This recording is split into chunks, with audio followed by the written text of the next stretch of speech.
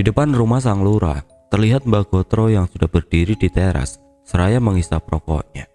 Begitu juga dengan Pak Lurah Pawiro yang tampak memapa Bu Sundari menaiki mobil sedan keluaran 5 tahun lalu itu. Dan terlihat juga Mbok Tun berjalan di belakang sambil menenteng sebuah bingkisan dengan satu tangan. Waktu itu bersamaan pula dengan datangnya kelima kadus-kadus kusut itu yang segera bergegas berlari menghampiri. Waduh, ya jelas tidak muat ya mobilnya. Saya benar-benar lupa kalau mobil Pak Lurah itu mobil sedan, ucap Kadus Barjo di awal kedatangan mereka, yang segera tampak tertuju pada keadaan Mbak Gotro yang tampak segar bugar. Bagaimana Mbak? Kok sudah seger lagi ya? Kata Wicak, orang yang semalam mengantar jawara sepuh itu bersama Barjo. Aku gitu loh, canda Mbak Gotro sambil sedikit membusungkan dadanya. Ada apa? Pasti semalam kalian tidak bisa tidur toh. Kelihatan dari mukanya yang pada kusut-kusut begitu, kata Mbak Gotro yang segera dijawab oleh Barjo dengan sebuah cerita singkat tentang tanah kuburan yang mereka temukan di depan rumahnya masing-masing. Karena itu kami sebenarnya ingin ikut ke sapu angin Mbak, tapi mobilnya pasti tidak cukup ya, kata Barjo setelah bercerita, dan seketika membuat Lurah Pawiro yang juga mendengar itu langsung menawari mereka untuk memakai mobilnya yang lain. Pakai mobil pick up mau, kata Pak Lurah menawari para kadus-kadusnya, yang mana tanpa berpikir mereka pun langsung mengiyakan tawaran itu. Siap, saut Barjo. Tapi kalian siap-siap kedinginan loh, ucap Pak Lurah lagi. Alah, tidak apa-apa, tanggap Pak Tunggul kini. Dan setelah kunci mobil itu sudah diberikan oleh Pak Lurah, selang beberapa saat kemudian mereka semua pun berangkat beriringan menuju desa Sapu Angin untuk menemui orang pintar kerabat dari Mbok Tun itu. Pademu itu apakah mau kalau diminta mengembalikan kiriman santet ini? Tanya Lurah Pawiro dalam kemudi kepada Mbok Tun yang duduk di kursi belakang. Wah, kalau itu saya kok kurang tahu Pak Lurah, coba saja nanti, jawab Mbok Tun yang tidak lama kemudian ditanggapi oleh Bu Sundari. Tidak usah Pak, kalau itu dikembalikan, terus apa bedanya kita dengan mereka, kata Bu Sundari dengan suara lirih dan lemas, membuat Lurah Pawiro yang duduk di kemudi sejenak terdiam mendengar itu. Terus ini biayanya berapa Tun? Tanya Mbak Gotro ini kepada Mbok Tun. Tidak usah Mbak, tidak akan mau, ini sudah saya bawakan gula, kopi sama teh kok. Karena memang maunya hanya menerima yang seperti itu, jawab Mbok Tun disela oleh Pak Lurah. Iya Mbak, agak langka memang. Terus itu sudah saya bawakan kopi, teh dan gula 10 kilo, sela sang lurah saat itu. Perjalanan pun terus berlanjut menuju ke wilayah pinggiran kota paling utara, menembus kabut, melewati lintasan yang berkelok, serta melalui jalan yang menanjak, sampai akhirnya setelah berpuluh menit berlalu, tibalah mereka di tempat yang dituju. Jalan yang mulai berbatu adalah penanda bahwa mereka sudah memasuki wilayah desa Sapu Angin, yang mana tentu membuat dua mobil iringan itu kini menurunkan kecepatannya. Sampai akhirnya tidak selang beberapa lama kemudian mereka memasuki desa itu. Rumahnya yang sebelah mana Mbok? Tanya Pak Lurah kepada Mbok Tun. Itu Pak rumahnya, yang sedang ada orangnya di depan, jawab Mbok Tun.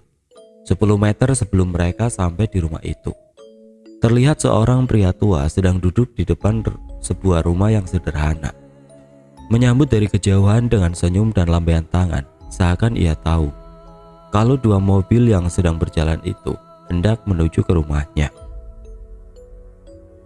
Pade Untung, sapa Mbok Tun yang baru turun dari mobil. Kesini Tun, monggo semuanya masuk, ucap Mbak Untung mempersilahkan, seraya mendekat dan menyalami rombongan itu satu persatu. Wah, terima kasih loh, sudah jauh-jauh sampai sini. Monggo silakan masuk ke gubuk saya ini, ucap Mbak Untung lagi kepada rombongan itu. Enje Mas, tanggap Mbak Gotro dengan senyum.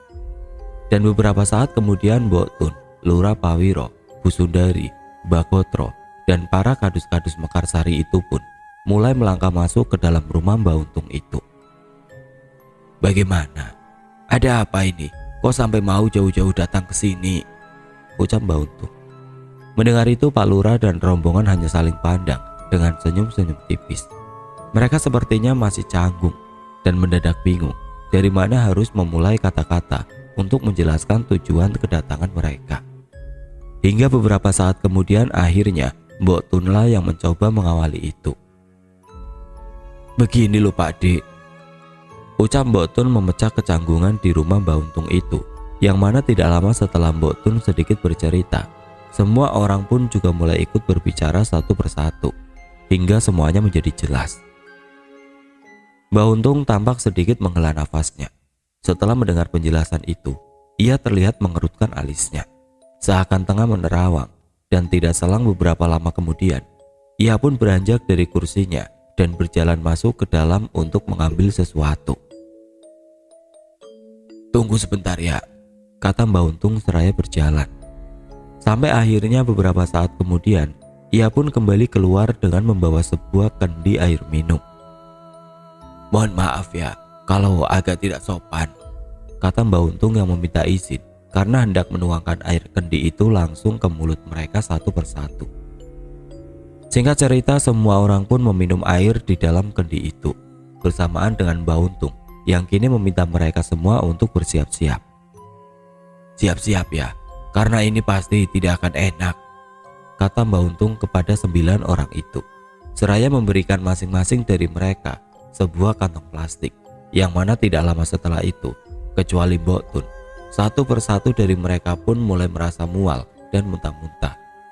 Mereka memuntahkan sesuatu yang kurang lebih sama, yaitu lendir-lendir kekuningan yang berbintik merah.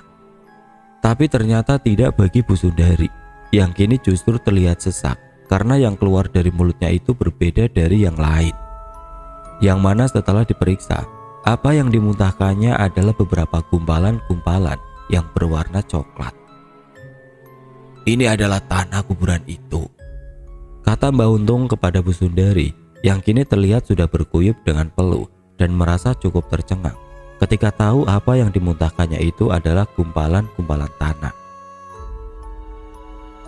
"Di antara semuanya hanya panjenengan Bu yang sudah berhasil dimasuki teluk, tapi tidak apa-apa. Insya Allah setelah ini panjenengan akan merasa lebih baikan," ungkap Mbah Untung setelah itu.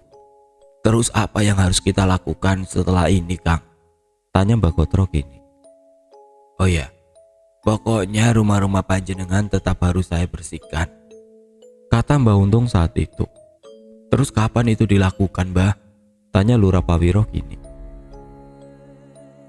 "Harusnya sih secepatnya, tapi mohon maaf kalau dalam waktu dekat ini saya terus terang belum bisa karena sedang ada sesuatu yang harus saya selesaikan terlebih dahulu. Tapi tenang saja, saya janji kalau sudah selesai saya pasti akan sowan ke rumah panjenengan semua, dan untuk sementara ini mungkin panjenengan akan saya kasih pegangan dahulu untuk sedikit berjaga-jaga," kata Mbak Untung yang kembali beranjak untuk mengambil sesuatu di dalam kamarnya. Dan selang beberapa saat kemudian, Mbak Untung pun kembali keluar membawakan sesuatu untuk orang-orang itu, berupa kotak-kotak kecil yang dibungkus dengan kain hitam dan dibagikan kepada mereka tanpa terkecuali. "Ini dibawa saja, dikantongi, tapi kalau mau tidur jangan lupa dibawa bantal," tukas Mbah Untung yang disambut oleh mereka semua dengan anggukan kepala. Satu lagi pesan saya, kalau nanti panjenengan menemukan ceceran tanah seperti itu lagi, disapu saja dan pel dengan air kelapa hijau," tutup Mbah Untung pagi itu. Wajah mereka pun sudah sedikit lega, walau sampai mereka semua berpamitan. Mbah Untung tidak benar-benar memberitahu siapa orang yang telah melakukan itu.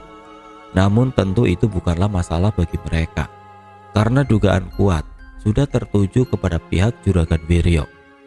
Lagi pula, motif apalagi yang bisa dijadikan alasan saat ini kalau bukan tentang pilkades mendatang. "Wah, badanku kok jadi enak gini ya Pak," kata Bu Sundari kepada Pak Lurah saat mereka dalam perjalanan pulang. Alhamdulillah toh Bune, berarti kamu berjodoh dengan pengobatan itu, jawab Lurah Pawiro yang disusul oleh Mbak Gotro. Iya, dan sepertinya pademu itu memang benar-benar sakti Tun. Orangnya juga sopan, ramah dan baik. Tidak mau dikasih uang pula, kata Mbak Gotro kepada Mbok Tun yang duduk di sebelahnya. Bener Mbah, memang orangnya seperti itu. Tidak pernah mau menerima uang dari orang-orang yang ia tolong. Katanya tidak mau kalau masa tuanya menjadi sakit-sakitan, jawab Mbok Tun membuat Mbak Gotro bertanya. Sakit-sakitan bagaimana maksudnya? Tanya Mbak Gotro. Kalau kata Pak Ade saya itu orang pintar atau dukun yang mau menerima uang dari pasiennya, biasanya rata-rata di masa tuanya bakal sakit-sakitan. Percaya tidak percaya sih, tapi menurut saya itu cukup terbukti dengan dia yang sampai umur segini masih bugar dan jarang sakit, jelas Mbok Tun atas pertanyaan dari Mbak Gotro. Oh begitu. Ya cukup benar juga sih. Dan kalau saya lihat sepertinya umur antara saya dan dia hanya selisih 3-5 tahunan di bawah saya, tanggap Mbak Gotro dalam perjalanan itu.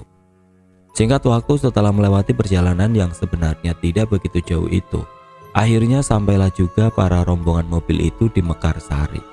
Lebih tepatnya di depan rumah sang lurah, yang mana beberapa saat setelah mereka turun dan sebelum semua beranjak pulang, Lurah Pawiro pun meminta Mbak Gotro dan para kadus-kadusnya itu untuk masuk terlebih dahulu ke rumahnya.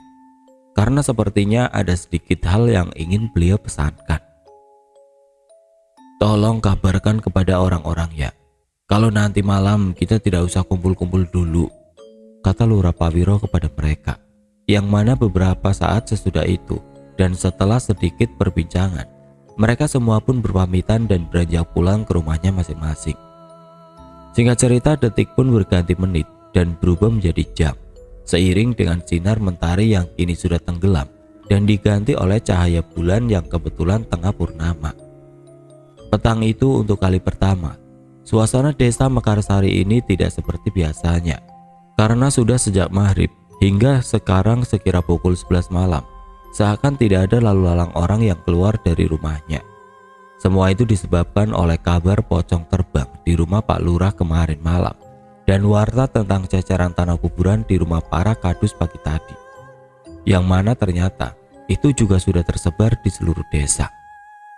Sementara itu di dusun Mekar Kulon, tepatnya di rumah Kadus Tunggul, terlihat Jayus yang tengah duduk di kursi teras seraya menyesap kopi dan menghisap rokok kreteknya. Anak Pak Tunggul itu tampak duduk dengan menekuk wajahnya. Wajahnya tampak kesal dan marah karena pikirannya yang tidak juga beralih kepada hal lain. Brengsek, brengsek, batinnya saat mengingat kejadian pagi tadi, yaitu ketika dirinya menemukan nisan kayu bertuliskan nama ayahnya dan ceceran tanah di lantai teras rumahnya itu.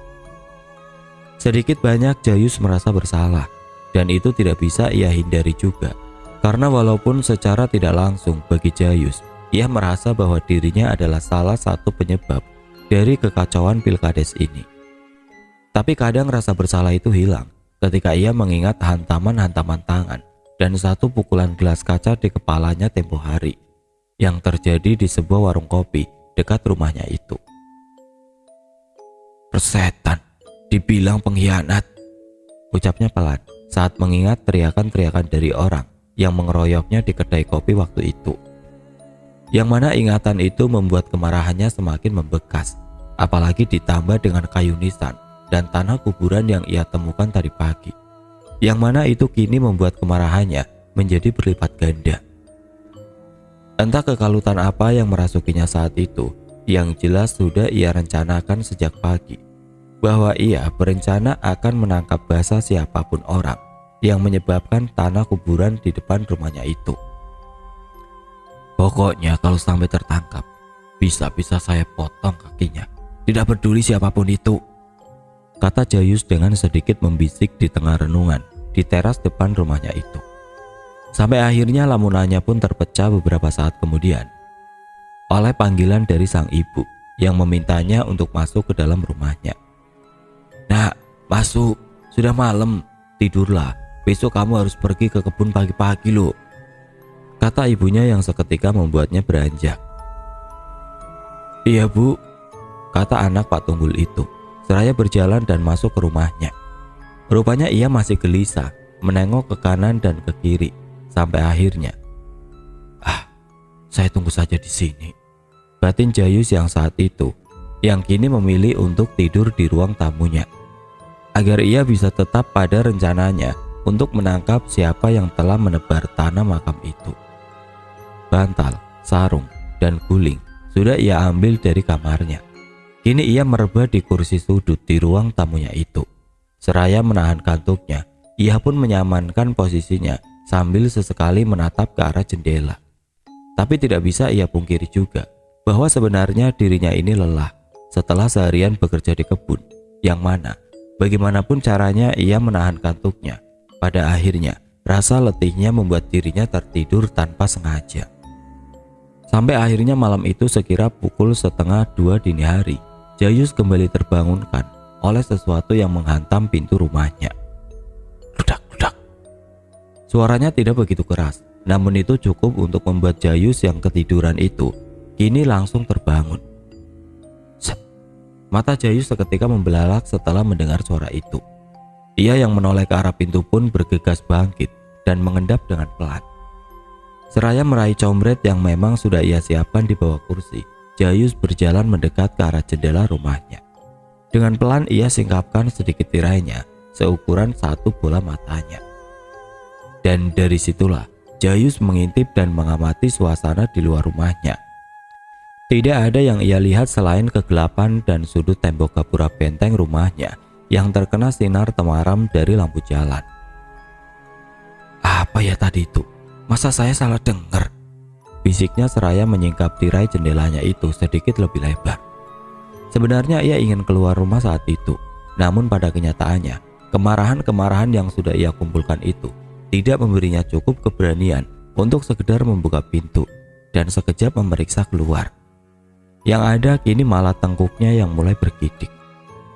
Brengsek, brengsek, bisiknya yang masih mencoba bertahan, mencermati setiap bagian luar rumahnya dari balik singkapan tirai itu. Tapi keputusannya untuk tidak keluar ternyata ada benarnya juga, karena beberapa saat setelah itu tubuhnya dibuat kaku oleh sesuatu yang berdiri di pekarangan rumahnya. "Allahu Akbar," ucapnya membisik dalam kekakuan itu, melihat sosok bungkusan putih yang entah dari mana datangnya tiba-tiba saja muncul begitu saja dan berdiri di atas tanah pekarangan depan rumahnya. Dari balik jendela mata Jayus tidak bisa berkedip, seakan terhipnotis untuk terus menatap sosok berupa pocong itu. Begitu juga dengan satu tangannya yang sedari tadi menyingkap tirai jendela rumahnya itu, kini malah semakin kencang meremas singkapan itu. Suasana pun semakin kacau ketika sosok pocong itu kini mulai terbang rendah, melandai mendekatinya, seperti tahu kalau ada orang yang tengah mengintai dari balik jendela. Bersamaan dengan itu, bau anyir darah bercampur bangkai seakan menembus kaca dan mulai menusuk penciuman si Jayus. Tapi lagi-lagi hal itu tidak serta-merta membuat tubuhnya yang kaku bisa berlari menjauh. Sampai akhirnya sosok itu kini berhenti dan berdiri satu langkah di depan matanya. Walau itu masih tersekat kaca jendela, namun rupanya wajahnya terlihat sangat jelas di mata si Jayus. "Allahu Akbar, Allahu Akbar, Bismillah," ucap Jayus dengan lidahnya yang keluh dan tubuhnya yang semakin gemetar. Sampai akhirnya dengan sisa-sisa keberaniannya, ia pun mulai membaca doa yang saat itu terlintas di pikirannya, yang mana itu seperti memberinya sedikit kekuatan. Hingga tidak lama setelah itu, perlahan Jayus pun bisa melangkah mundur, meski dengan matanya yang belum bisa berpaling ke arah lain. Dan bersamaan dengan itu, keanehan pun bertambah ketika singkapan tirai yang sudah terlepas dari jemarinya tidak juga menutup seperti seharusnya. Dan benar saja, karena beberapa detik setelah ia kehilangan jangkauan, kini secara tiba-tiba wajah dari pocong itu sudah berada memenuhi celah di antara singkapan tirainya. Seketika Jayus pun limbung, terhuyung mundur bersamaan dengan suara kompret yang ia genggam kini terjatuh di lantai rumahnya.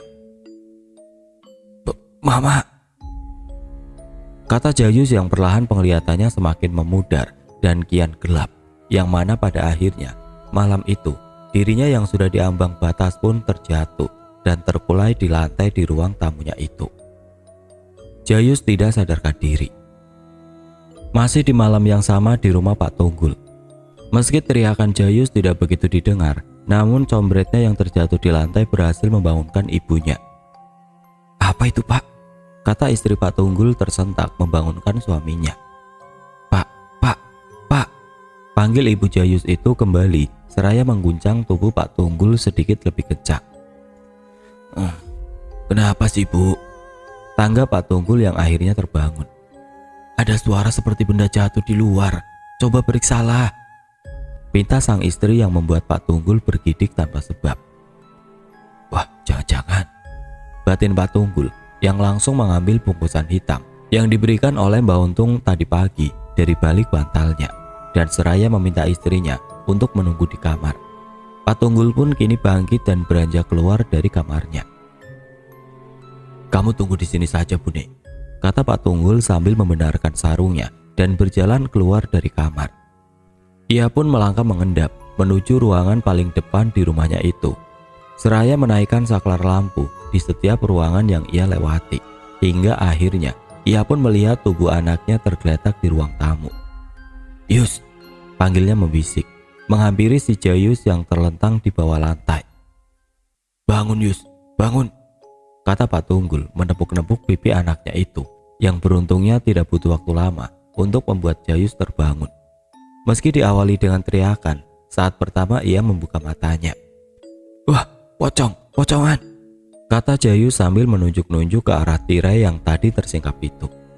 Pak Tunggul agaknya paham dengan situasi itu dan segera memapa Jayus untuk bangkit dan masuk ke dalam kamarnya. "Ayo, masuk ke kamar saja," kata Pak Tunggul merangkul anaknya itu sambil berjalan menuju kamarnya. Pocongan," kata si Jayus berulang kali. "Sudah, tidak ada apa-apa. Ayo masuk dulu saja," kata Pak Tunggul kepada Jayus yang tampak sangat ketakutan itu. Jayus pun dimasukkan ke dalam kamarnya bersamaan dengan istri Pak Tunggul yang turut keluar setelah mendengar kata-kata tidak lazim keluar dari mulut anaknya itu. "Pocong," batin istri Pak Tunggul yang langsung beranjak menyusul ke kamar Jayus. "Ada apa, Pak?" tanya sang istri beberapa saat setelah ia masuk ke dalam kamar anaknya itu. Pak Tunggul hanya terdiam, tidak bisa menjelaskan apa yang tengah berlaku, sampai akhirnya suasana pun terpecahkan oleh Jayus yang kini menangis. "Ada pocong di luar," kata Jayus di antara tangisannya, membuat ibunya kini segera mendekat dan memeluk anaknya yang tengah ketakutan itu. Sudah, kata istri Pak Tunggul mengusap punggung si Jayus. Hingga selang beberapa detik di tengah suasana yang agaknya masih tegang itu, kini tiba-tiba teralihkan oleh suara gedoran di pintu depan. Dok, dok, dok. Suara ketukan menggema masuk ke dalam rumah, berulang dan terdengar cukup keras dengan jeda lambat. Dok, dok, dok. Harusnya Pak Tunggul tahu ini bukanlah ketukan biasa. Namun entah mengapa saat itu, sepertinya ia merasa perlu untuk memastikannya. Sebentar, kata Pak Tunggul seraya keluar dari kamar. Ia pun berjalan menuju ruangan depan. Dengan langkahnya yang beriringan di antara gedoran janggal yang masih terdengar itu. Namun semakin dekat dengan sumber suara itu, semakin muncul pula keraguan di hatinya. Dan benar saja, karena itu pada akhirnya membuat Pak Tunggul berhenti berjalan saat satu langkah ia memijakan kakinya di ruang tamu. Alisnya kini berkerut, menatap ke arah pintu yang ia rasa bergetar oleh gedoran itu. Duk, duk, duk. Ketukan keras itu juga membuat gelombang yang menggetarkan kaca jendela di sampingnya.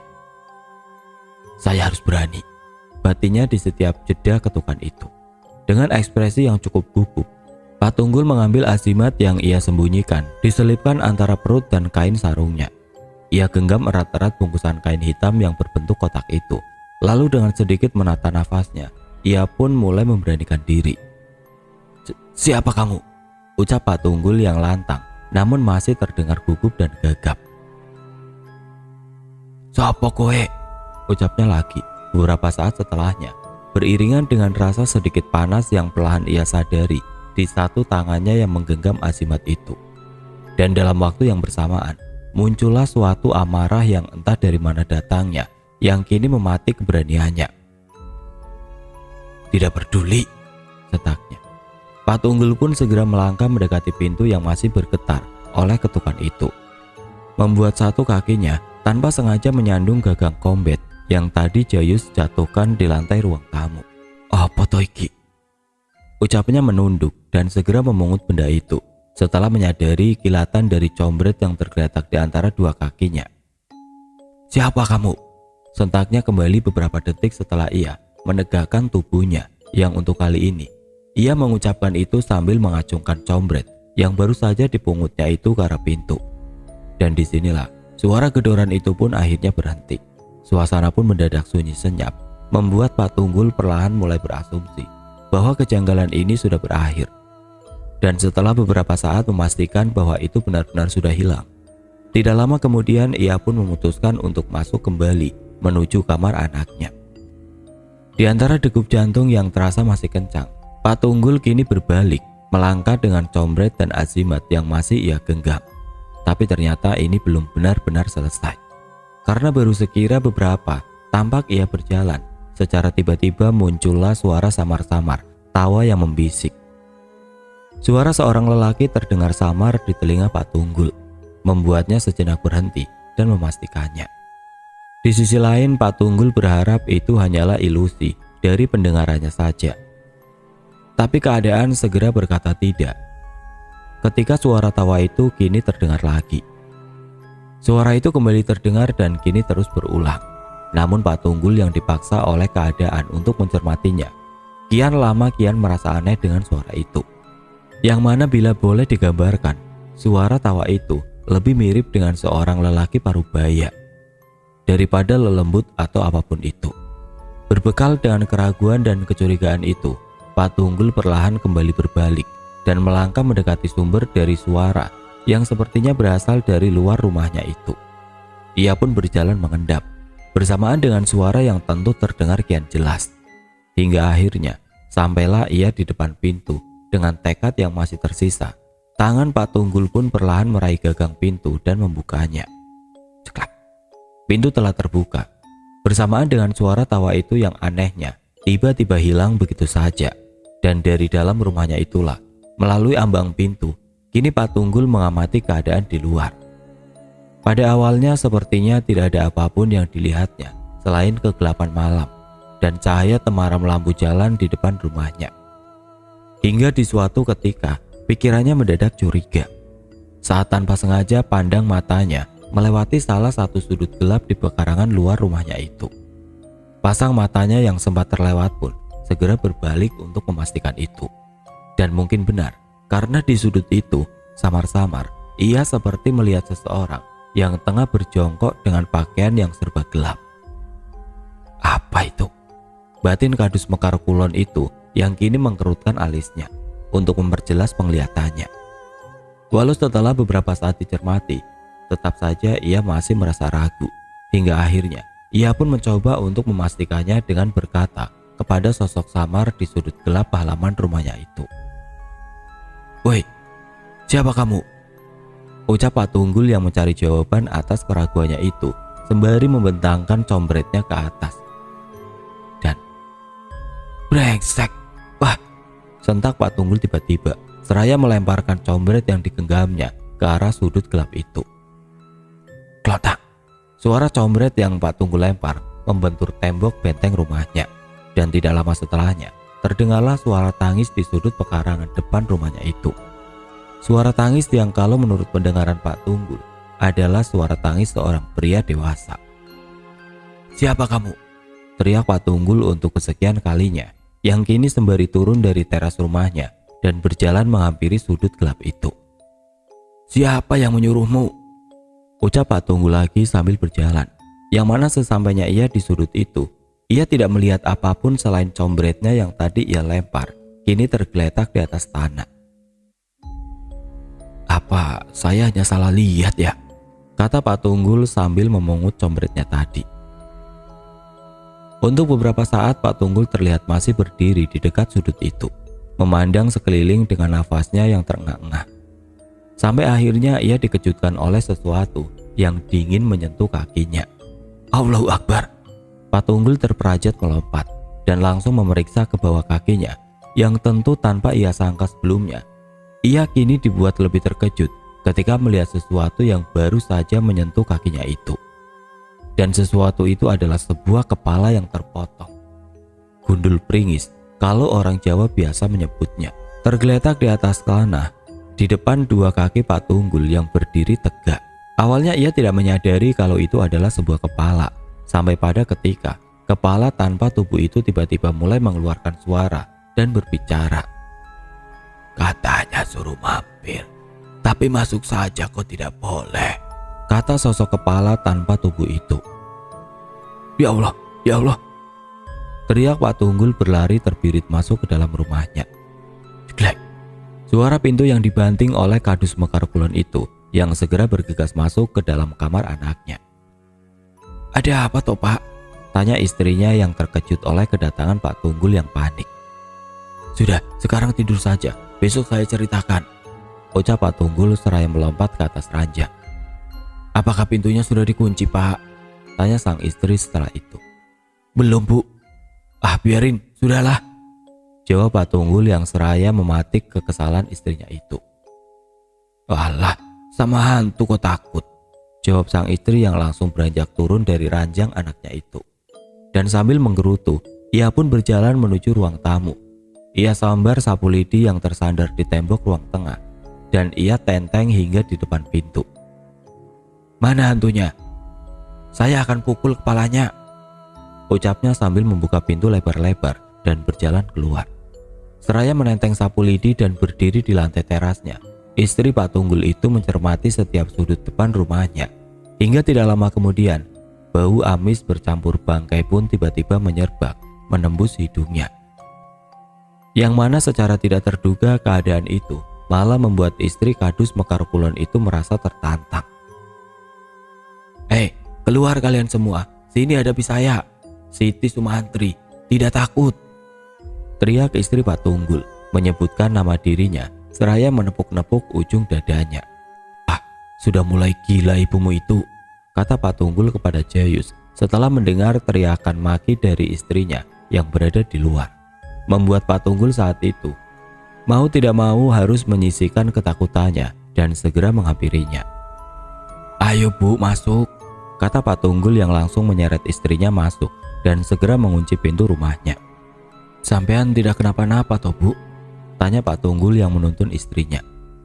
Saat itu ia merasa heran karena tidak biasanya istrinya berperangai seperti itu. Sudah, ayo masuk ke kamar, kita tidur saja, jawab Bu Siti Sumantri atas pertanyaan suaminya itu, yang membuat Pak Tunggul kian merasa heran. Namun dalam keadaan malam itu, bagi Pak Tunggul, sepertinya mewajarkannya adalah pilihan yang terbaik. Hingga tanpa berpikir lebih jauh, mereka pun memilih untuk beristirahat. Yus, pindah ke kamar Bapak yang lebih luas, tugas Pak Tunggul kepada anaknya. Dan setelah semua yang terjadi, mereka pun kini tidur bertiga dalam satu kamar, mencoba untuk berusaha terlelap melewati malam yang sangat janggal itu.